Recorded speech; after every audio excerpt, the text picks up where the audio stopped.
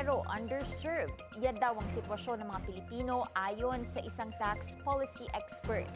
Kaya ang kanilang panawagan, major overhaul sa revenue system ng bansa. Ang detalye sa Politico Update ni Wedge Kudyaman. BIR and customs are corrupt. Yan ang maiinit na salitang binitiwan ni tax policy expert Mon Abrea. Kasabay ng paliwanag na pagod na ang mga Pilipino sa napakaraming tax pero kulang sa mga serbisyong dapat maihatid ng gobyerno.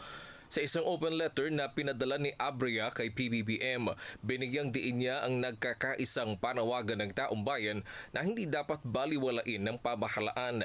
Yan ay ang kahirapan, mataas na presyo ng bilihin, hindi sapat na serbisyo para sa publiko at ang kakulangan ng trabaho.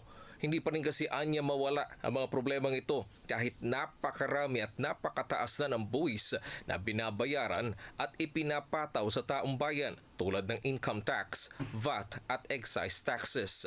Kaya panukalan ni Abrea, isulong ang pagbuo ng National Revenue Authority o ang NRA at buwagin na ang Bureau of Internal Revenue at Bureau of Customs na siyang pinagmumulan lang daw ng maraming issue ng korupsyon.